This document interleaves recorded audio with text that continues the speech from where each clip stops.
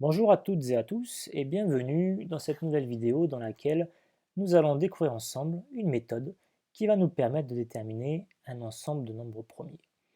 En l'occurrence ici, nous allons nous intéresser au nombre qui s'étale de 1 à 100. Cette méthode qui est très connue, elle porte un nom, celui du crypte d'Ératosthène.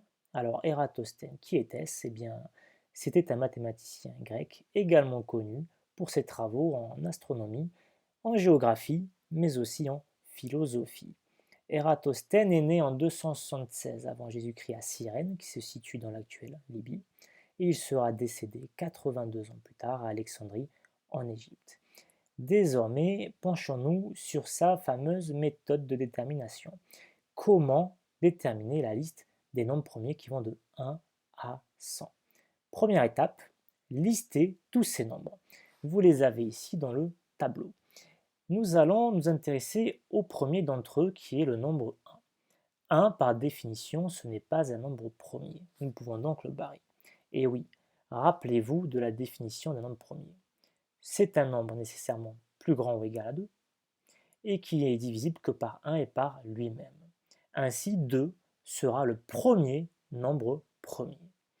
Qu'allons-nous faire par la suite avec 2? Eh bien, tout simplement, nous allons barrer dans la liste tous les multiples de 2, puisque par définition, ils seront divisibles par 2, et donc ils ne seront pas premiers. Ainsi, nous allons pouvoir barrer 4, puis 6, 8, 10, etc. etc. En fait, nous allons barrer tous les nombres pairs. Ensuite, nous allons prendre le nombre qui suit 2 dans le tableau et qui n'est pas barré. Celui-ci sera, par définition même, premier. Ce nombre, c'est 3. Et qu'allons-nous faire avec 3? Eh bien, la même chose que ce que nous avons fait avec 2, à savoir, nous allons barrer tous les multiples de celui-ci. Mais attention, certains d'entre eux sont déjà barrés. Commençons par 6. Ah, il est déjà barré, donc il n'y a rien à faire. Ensuite 9, barrons-le. 12, il est déjà barré. 15, barrons-le, et ainsi de suite. Désormais, intéressons-nous au nombre qui suit et qui n'est pas barré et qui va donc être encore une fois premier. C'est le nombre 5. Et barrons tous les multiples de celui-ci. Alors souvenez-vous, comment reconnaissons-nous un multiple de 5? C'est très simple. Un multiple de 5, c'est un nombre qui se termine par 0 ou par 5. Alors, les nombres se terminant par 0, ils sont tous barrés, puisque par définition, ils sont aussi multiples de 2. Donc, nous allons nous intéresser uniquement au nombre qui se termine par 5. 15, il est déjà barré, il n'y a rien à faire.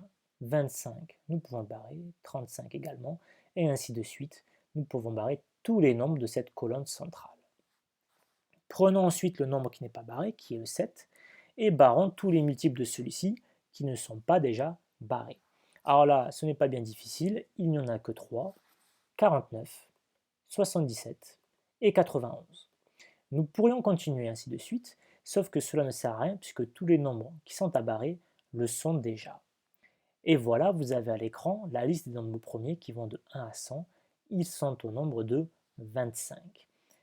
Cette méthode est très facile à réaliser. En revanche, elle présente un inconvénient majeur, c'est qu'elle est très longue à effectuer. Imaginez si nous devions faire ceci avec les nombres qui vont de 1 à 1000. Ça aurait été beaucoup plus long. J'espère néanmoins que cette méthode vous aura plu, de même que la vidéo. Si c'est le cas, surtout n'hésitez pas à mettre un gros pouce bleu et à la partager sur tous les réseaux sociaux possibles et imaginables.